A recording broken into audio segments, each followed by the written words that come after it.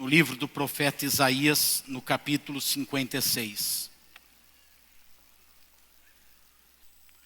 Nós vamos meditar sobre essa mensagem que versa sobre inclusão. Vamos falar sobre a igreja projetada por Cristo, que é uma igreja de inclusão. Essa mensagem eu a preguei no dia 13 de julho de 1997. Primeiro culto que realizamos nessa área, no salão lá embaixo. Eu voltei a pregar essa mensagem no dia 4 de julho de 2010, quando inauguramos essa parte do templo. E hoje eu volto ao mesmo tema. Uma igreja que inclui pessoas. Uso como referência a profecia de Isaías que fala sobre a restauração do templo em Jerusalém. Não estava sendo fácil viver em Jerusalém nos dias que Isaías se transforma em oráculo de Deus para trazer essa mensagem ao povo. A nação tinha sido atacada, invadida pelos babilônios, os quais levaram em cativeiro todos os nobres da cidade, os sacerdotes, os ricos, os políticos, as pessoas importantes, arrancaram de Jerusalém e levaram todas essas pessoas como escravos para a Babilônia. Havia ficado naquela ocasião em Jerusalém apenas as pessoas doentes, os pobres, os que não eram produtivos. A lavoura tinha sido destruída, as casas tinham sido arruinadas, o templo tinha sido derrubado, que era o sinal da glória e da presença de Deus para aquele povo extremamente religioso. A cidade de Jerusalém não tinha mais muros, porque os babilônios haviam destruído tudo. Haviam se passado mais de 70 anos. E esse império poderoso que dominou por mais de um século, e dominou de uma forma opressiva. Porque os babilônios, quando chegavam num país, numa nação, eles não se contentavam em explorar os bens dessa nação, e em roubar e saquear essa nação. Eles envergonhavam a nação. Destruíam a nação.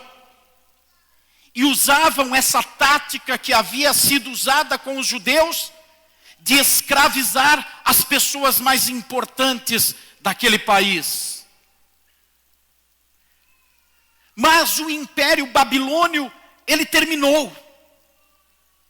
E Nabucodonosor, que era o responsável por toda a destruição feita aos judeus, foi humilhado. Se levanta um novo império, o império da Pérsia, e o rei Ciro, que também domina povos, mas ele é mais gentil, ele é mais cordial. Ele permite que os povos dominados mantenham a sua cultura, a sua língua, a sua religião.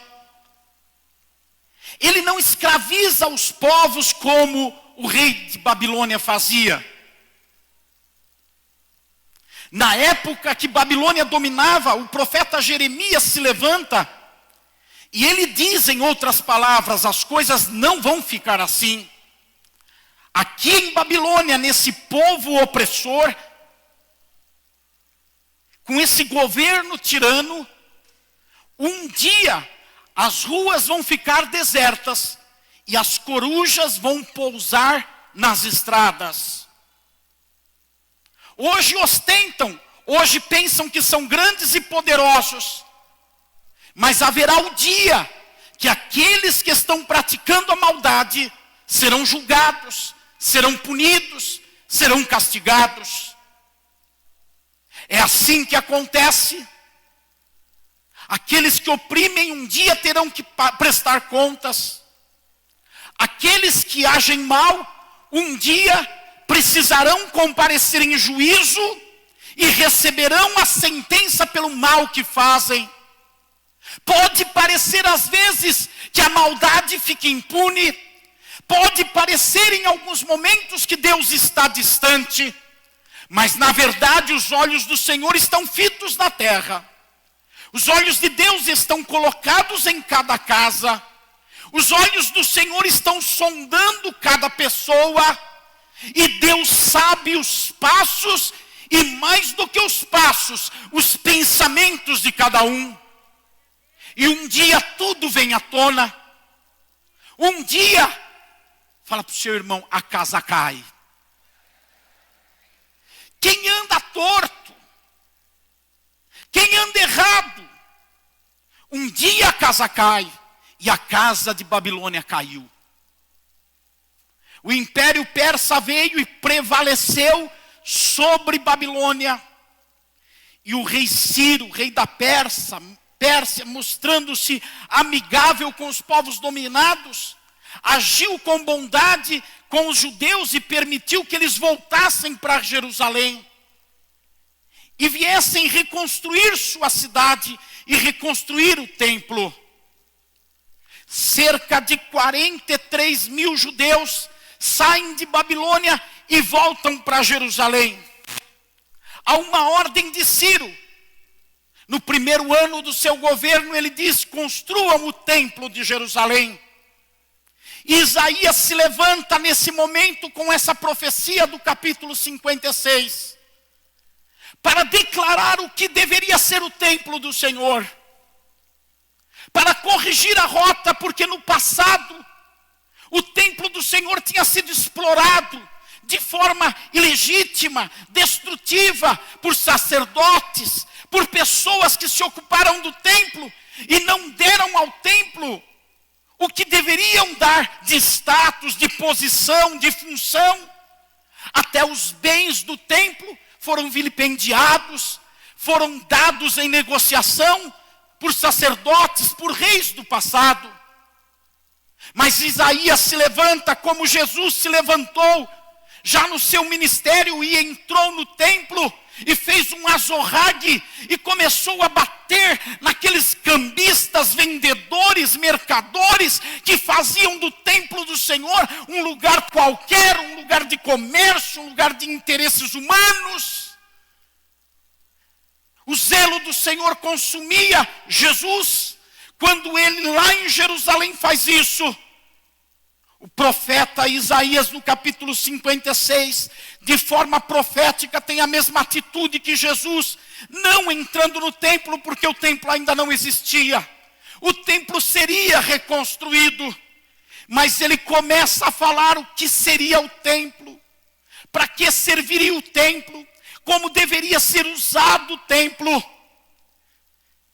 E o resumo de tudo isso, ele diz no versículo 7, no final do versículo 7 desse capítulo 56 de Isaías, ele diz: a minha casa será chamada casa de oração para todos os povos. Ele dá um norte para o templo do Senhor. Ele dá um rumo para o templo do Senhor. O templo do Senhor não será um lugar para outros interesses, mas será um lugar para se alimentar intimidade com Deus. Será um lugar onde as pessoas chegarão para buscar o desejo do coração de Deus e aplanarem o seu coração com o desejo do coração de Deus e viverem numa intimidade profunda com Deus. Isaías põe o prumo. Isaías passa a régua da justiça, e na sua palavra profética ele diz: a casa do Senhor não é um lugar qualquer. A casa do Senhor precisa ser conhecida como um lugar onde as pessoas têm intimidade com Deus. Dentro daquele contexto de templos pagãos espalhados por toda parte, e de explorações diversas sendo feitas no passado, no templo de Deus em Jerusalém, que já fora destruído, se levanta a voz previdente, cautelosa, cuidadosa, para falar a finalidade do templo. Pessoas afluem aos templos correndo atrás de tantas coisas. Pessoas buscam tantas coisas nos templos. Muitas pessoas deveriam trabalhar um pouco mais. Deveriam ser mais dedicados e esforçados no que fazem. Deveriam ser mais diligentes nas suas casas. Deveriam ser mais cuidadosos com os seus filhos. Deveriam ocupar a sua vida com coisas íntegras e honestas. E fazerem do templo o lugar onde se busca intimidade com Deus para ter capacidade de fazer essas coisas. Mas o ser humano é engraçado. Ele sempre está procurando atalhos. Ele sempre quer caminhos mais simples, mais fáceis, mais cômodos. Ele sempre está procurando aquilo que mais apetece o seu interesse. Então o ser humano, ele quer usar o templo para conseguir as coisas que Deus quer que ele tenha, mas que ele tenha pelo seu esforço, pela sua dedicação, pela sua diligência. E o grande problema é que tais pessoas tiram a alma do templo do Senhor. Tiram o fôlego que dá vida ao templo do Senhor. O templo do Senhor não é outro lugar, senão a casa de oração para todos os povos da terra. É assim que Isaías define aquele templo que seria reconstruído. Ele prepara o caminho. Ele é como um João Batista que vem na frente, para que depois Esdras entre e construa o templo. Ele se apresenta anteriormente e diz, como que se estivesse pronunciando: não façam do templo do Senhor o que foi feito no passado, mas tenham o zelo de entender o templo do Senhor como lugar de intimidade com Deus. Levante a sua mão ao céu e diga: Deus, me ajude a ter intimidade contigo. O templo do Senhor é aquele lugar onde se chega e o coração começa a tremer pela presença de Deus. Onde se chega e a adoração envolve os céus, porque há um povo íntimo com Deus. Cumprindo a sua função, o templo se transforma em um lugar inclusivo. Jeremias, nessa sua palavra profética, ele diz que as pessoas rejeitadas deveriam ser incluídas no templo. O povo judeu era extremamente bairrista, exclusivista, focado na sua cultura, na sua religião, na sua forma de ser. Era um povo cheio de dogmas, de rituais, de costumes e de jeitos. E esse povo se considerava um povo, como de fato era, privilegiado por conhecer o único Deus verdadeiro. Mas fizeram desse privilégio uma ferramenta para massacrar o desejo de outros povos de terem intimidade com Deus, para excluir pessoas, para dizer tais e tais não podem entrar no templo do Senhor. Consideravam-se melhores, embora na verdade fossem, mas não tinham um esvaziamento pessoal a ponto de se sujeitarem para poder ajudar aqueles que na verdade eram inferiores quanto ao tipo de fé. Os judeus não tiveram o posicionamento de Cristo, que sendo Deus, não teve por usurpação ser igual a Deus, mas se esvaziou de si mesmo e tomou a forma de homem, e sendo homem se fez servo, e como servo se entregou à morte, e à morte da vergonha, à morte da cruz. Ele se fez o menor sendo o maior, mas o povo de Deus não. Eles tinham o orgulho do Mar Vermelho aberto, eles tinham o orgulho do pai Abraão, eles tinham o orgulho dos prodígios, da libertação do cativeiro no Egito, eles tinham o orgulho dos profetas, dos patriarcas, dos sacerdotes, dos juízes que governaram sobre eles, dos grandes feitos que aconteceram, e esqueceram dos necessitados, excluíram os necessitados. Como que dizendo, os necessitados não podem ter intimidade com Deus. Os necessitados não são dignos, e nós somos dignos de ter intimidade com Deus. O profeta Isaías se levanta, e sendo voz de Deus, ele chama os excluídos. Ele chama aqueles que estavam fora da condição de viverem no templo de Deus e terem intimidade com Deus. Nesse texto profético, ele descreve 3 tipos de exclusões. A primeira exclusão era dos estrangeiros, aqueles que não tinham nascido em Israel, aqueles que não faziam parte da cultura judaica.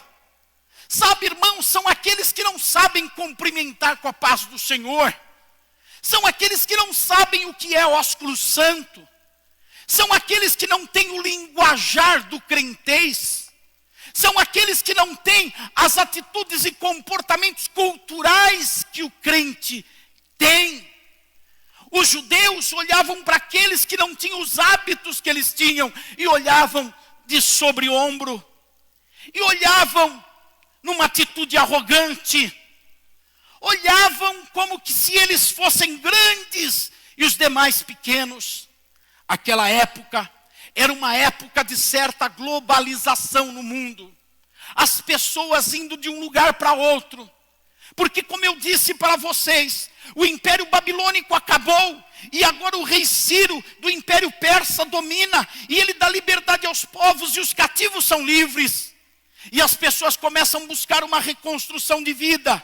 E eles saem de Babilônia, não só judeus, mas pessoas de outros povos saem de Babilônia e começam a procurar uma recolocação, uma terra, um lugar para morar. E muitos olham para Israel e veem em Jerusalém o lugar que eles querem abraçar para viverem lá. Mas os judeus, eles têm o pensamento, esses não são dignos de estar no templo. Eles não são dignos de ter intimidade com Deus. Eles não são merecedores de morarem no lugar onde Deus está. Mas Isaías se levanta, e ele diz no versículo 3, que nenhum estrangeiro que se dispõe a unir-se ao Senhor venha dizer, é certo que o Senhor me excluirá do seu povo. O Senhor diz, eu não quero que os estrangeiros sejam desprezados. Eu não quero que aqueles que não têm o hábito que vocês têm sejam menosprezados. Eu não quero que aqueles que não têm intimidade comigo não tenham uma porta aberta para ter essa intimidade. Eu quero que o meu templo seja um lugar que todos aqueles que quiserem me conhecer tenham uma avenida à sua frente para caminhar em direção reta e uma porta escancarada para entrar, e ali venham a ter intimidade comigo. Os judeus tinham dificuldade de compreender isso, porque eles tinham medo da contaminação. Eles pensavam, esses povos pagãos, eles vão entrar na nossa cidade, eles vão entrar no nosso templo, com os seus ídolos, com as suas culturas, com o seu jeito de ser, com a sua forma malucada de praticar religião, contrária aos nossos princípios, aos nossos valores. Eles não vão sentar como nós sentamos, eles não vão andar como nós andamos, eles não vão falar como nós falamos. Não queremos os estrangeiros neste lugar, mas aqueles que as pessoas rejeitam são aqueles que Deus escolhe, que Deus quer ter perto dele. Enquanto o povo de Deus dizia, não queremos essas pessoas no templo, Deus diz, a minha casa será a casa de oração para todos os povos. No versículo 7, Deus diz: esses. Se você reparar no versículo 6, ele está falando dos estrangeiros. Os estrangeiros que se unirem ao Senhor para servi-lo, para amarem o nome do Senhor e prestar-lhe culto, para se apegarem à aliança, a minha aliança, diz o Senhor. No versículo 7, o Senhor diz: esses eu trarei ao meu santo monte. Eles não tinham casa, eles não tinham pátria, eles não tinham chão, eles não tinham templo. Os judeus diziam: no nosso templo não. Mas Deus disse: eu lhes darei um lugar. E o lugar é o lugar alto da minha presença. É no meu santo monte. Eles terão um chão para pisar. Aqui eu abro a minha voz profética, de adorador, de clamador de Deus, e suplico a Deus, rogo a vocês, que esse lugar seja um lugar que receba quem não tem chão, quem não tem lugar para pisar, quem não tem casa para morar, quem não tem onde descansar. Aqui seja a terra daqueles que precisam de intimidade com Deus.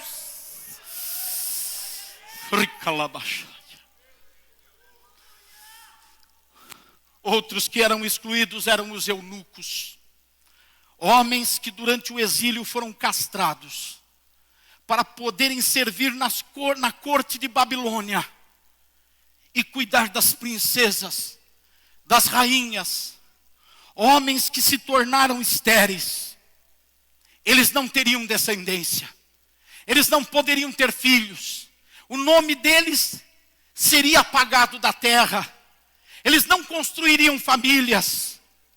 E numa cultura onde a descendência era e é muito significativa, onde a descendência carrega o nome, carrega a história, carrega a cultura, carrega a religião.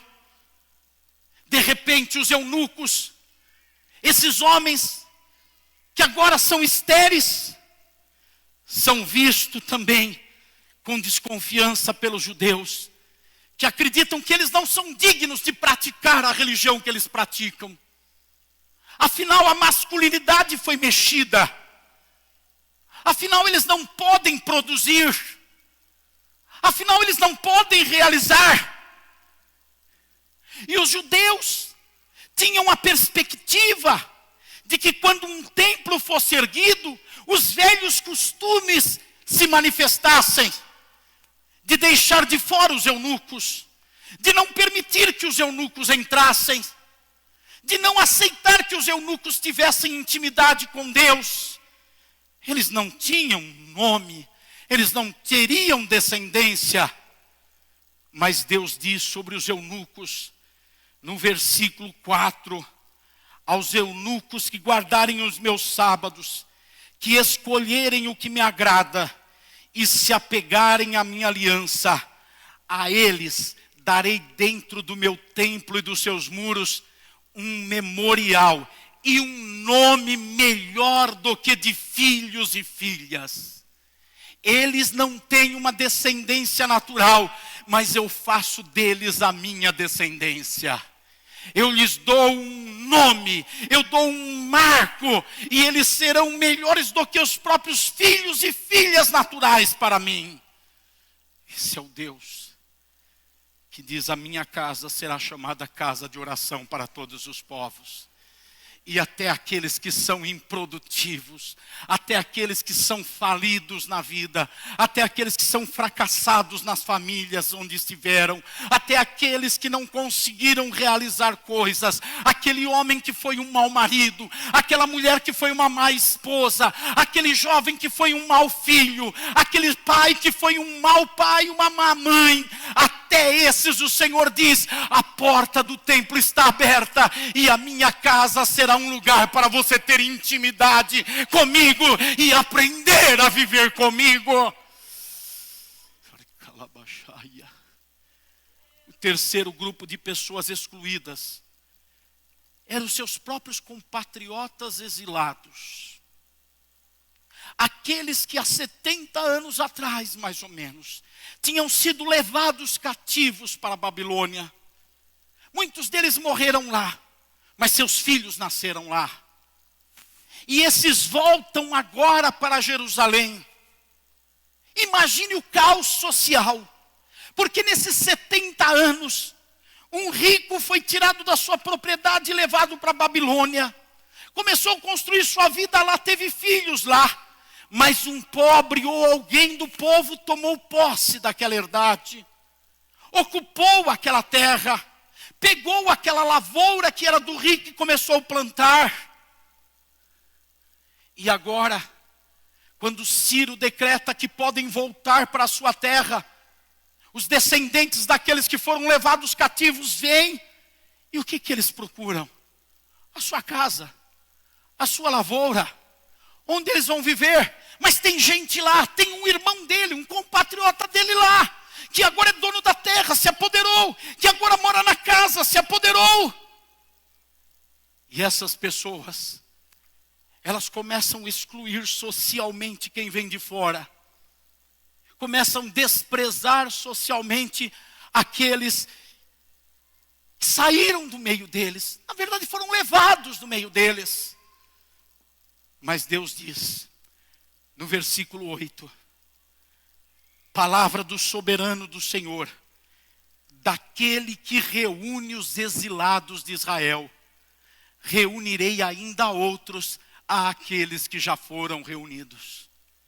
Enquanto o povo judeu diz, não, esses um dia foram embora, perderam o direito, não mais têm direito no nosso meio, não podem voltar e viverem entre nós. Quando o templo estiver construído, não os queremos lá. Deus diz, os exilados eu também reúno, eu também trago a minha presença. Aleluia! Você está entendendo que nós estamos num lugar onde Deus nos chama para recolhermos os estrangeiros, para recolhermos os eunucos, para abraçarmos os exilados. Porque esse lugar não é outro senão a casa de oração para todos os povos. A oração traz intimidade com Deus, irmãos. A oração traz profundidade no relacionamento com Deus. Quem ora conhece mais a Deus. Quem ora compartilha mais dos sentimentos de Deus. Quem ora entende melhor a mente do Senhor. Passa a ter a mente do Senhor. A minha casa será uma casa de oração, de pessoas que vão se reunir para ter intimidade comigo. E quando temos intimidade, nós nos tornamos inclusivos. Não fazemos nada para excluir. Não fazemos nada para afastar. A nossa vida não contribui para que ninguém seja afastado. A nossa palavra não coopera para que ninguém seja retirado do meio.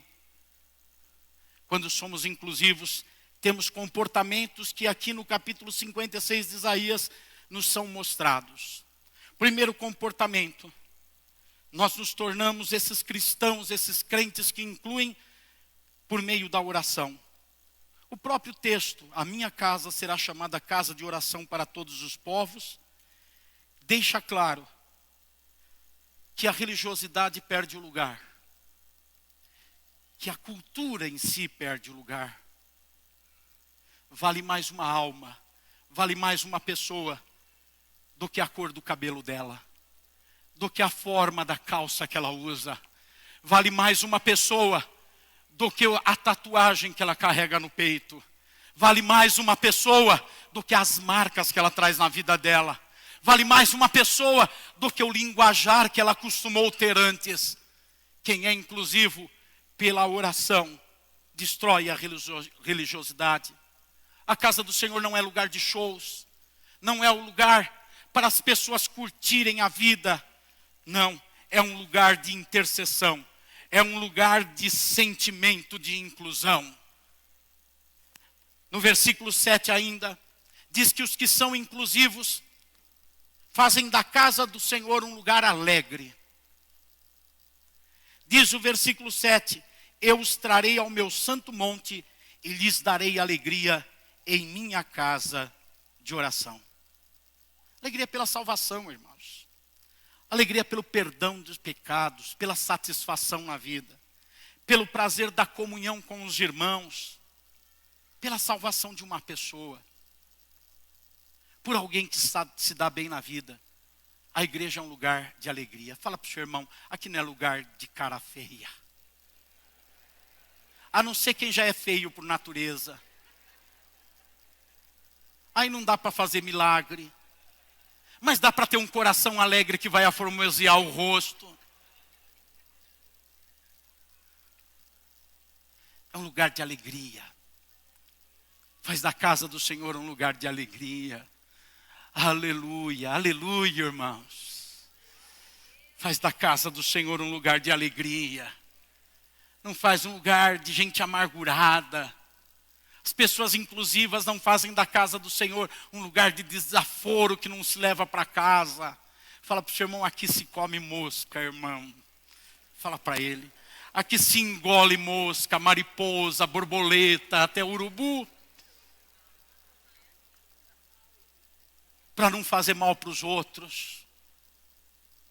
Para incluir. No versículo 7, diz que os que são inclusivos, eles fazem da casa do Senhor um lugar de adoração. Seus holocaustos e demais sacrifícios serão aceitos em meu altar. Tem culto que Deus não aceita, sabia?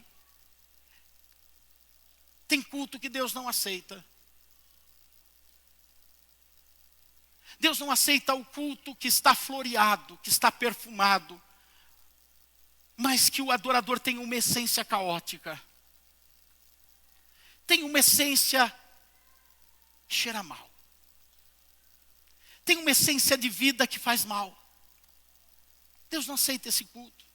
O próprio profeta Isaías chega num determinado momento da história, na sua profecia, no início do seu livro, e ele diz que Deus não aceita os sacrifícios que são feitos na casa dele, porque aquelas vacas parecem vacas mugindo apenas e não louvores. Irmão, fala para a irmã do lado, cuidado com o seu louvor, irmã. Não parecer uma vaquinha aí mugindo. É fácil decorar a música e dizer aleluia. Quer ver? Diga a todo mundo aleluia. Viu como é fácil? Mas precisa ter vida para dizer aleluia. Precisa ter o coração no altar de Deus para dizer aleluia. Isso ser aceito pelo Senhor. Esse texto, ele mostra na sequência como são aqueles que não trabalham pela inclusão. Aqueles que trabalham pela exclusão. O versículo 10 diz que eles são cegos. Eles não se importam com as necessidades ao seu redor. Diz, as sentinelas de Israel estão cegas e não têm conhecimento. Eles não querem saber das mazelas, eles não querem saber dos problemas, eles não querem saber de quem está sofrendo, eles não estão vendo, eles não têm olhos para isso. Eles não têm olhos para o perdido, para o estrangeiro, para o eunuco, para o exilado. Eles não têm olhos para o pobre, para o desesperado, para o aflito. Eles são cegos quanto às necessidades. Eles não se importam com a secularização que existe na América do Norte, com a islamização que existe na Europa. Eles não estão se importando com a mistificação que existe na Ásia. Eles não estão nem aí com as guerras do Oriente Médio. Eles não se importam com a pobreza, a feitiçaria da África. Eles não se importam com a corrupção no Brasil. Eles não estão intercedendo, eles não estão fazendo nada. Eles estão preocupados com a sua unha encravada. Deu até rima. Eles não estão fazendo nada e estão preocupados com a sua unha encravada. Dê uma risada, por favor. Aí fica uma rima completa. Eles não estão se importando porque são cegos, não querem ver. No mesmo versículo 10 diz que são mudos. Todas elas são como cães mudos, incapazes de latir. Não tem uma palavra. Não sabem pregar, não sabem encorajar, não estão preocupados de falarem com o seu testemunho pessoal, com a sua vida. Não estão falando, não sabem falar, são mudos, as necessidades estão aí, tem gente sofrendo, tem gente se perdendo. Agora mesmo morreu alguém e foi para o inferno. Aí eu estou falando de mais 10, 15, 20, 30 morreram e foram para o inferno. Vizinhos nossos estão se perdendo, mas não têm boca, porque são mudos, não falam. O versículo 10 ainda diz que estão adormecidos diante dessas mesmas necessidades. Deitam-se, sonham, só querem dormir. Não se envolvem no serviço ministerial do reino. Não se envolvem no trabalho do reino para a edificação dos outros e para a salvação de quem está perdido. Não. Eles estão adormecidos. O versículo 11 diz que eles estão dominados pelas paixões carnais. São cães devoradores, insaciáveis. O versículo 12 diz: venham, cada um grita, tragam-me vinho, bebamos nossa dose de bebida fermentada, que amanhã será como hoje e até muito melhor. Eles estão vivendo para os prazeres, eles querem curtir a vida, eles estão prontos a ir no templo para festa, para comemoração, eles estão prontos para um momento de alegria, eles querem passear, eles querem se divertir, eles estão aqui nesse mundo para isso, para curtirem a vida. Não estão vendo, não estão ouvindo, não estão falando, não estão sentindo nada, porque estão adormecidos e são dominados pelas paixões. São dominados pelos apetites da carne. Os que não são inclusivos são autossuficientes. O versículo 11 diz que são pastores sem entendimento. Todos seguem seu próprio caminho, eles se fazem os seus pastores. Eles é que dirigem as suas vidas. Eles não aceitam um norteamento, uma direção divina através de um homem, de uma mulher, seja do marido, seja do seu pastor na igreja, seja do seu líder no grupo pequeno. Eles não aceitam. Eles fazem os seus caminhos.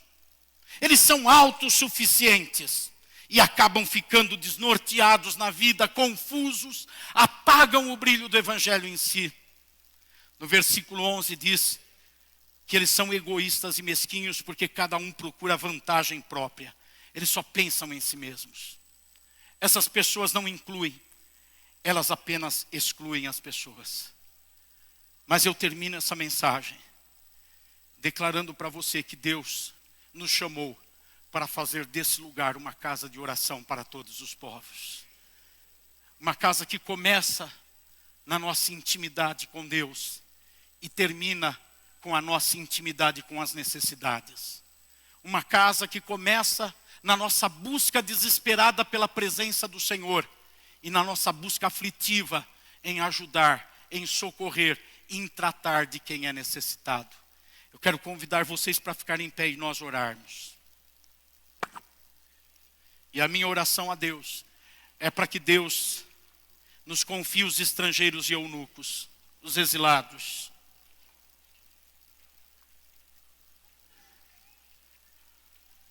E tenhamos o compromisso de fazer dessa casa uma casa de oração para todos os povos.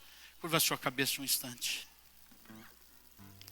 Senhor, eu peço que o Espírito do Senhor nos ajude a ter essa palavra bem quente no nosso coração, mexendo com a nossa mente, com o nosso entendimento, para não errarmos como os nossos irmãos judeus erraram, quando queriam uma exclusividade no relacionamento contigo. Não se importavam com os estrangeiros, desprezavam os eunucos e até os seus compatriotas exilados eram largados por eles. Eles pensavam, Deus, que a intimidade contigo era um privilégio que eles tinham e ninguém mais. E eles acabaram perdendo essa intimidade contigo. Sabemos que a intimidade contigo, Senhor, é um rio de água corrente. E se essa intimidade contigo não flui na nossa vida para outras pessoas, mas fica apenas parada em nós, isso acaba nos transformando em pessoas doentes espiritualmente, cegas, mudas, egoístas, autossuficientes, que não tem boca para falar, que não tem olhos para ver, que não se importa com as necessidades, porque está apenas buscando os seus interesses. Deus, na primeira pregação que faço nesse espaço físico novo, eu chamei os irmãos E eu peço a Ti, que o Senhor não nos deixe desviarmos-nos da rota. Que o Senhor não nos permita fecharmos essa porta. Que o Senhor não nos deixe termos um coração trancado. Mas que saibamos receber eunucos, estrangeiros e exilados, e levá-los a aprender a ter intimidade contigo. Em nome de Jesus.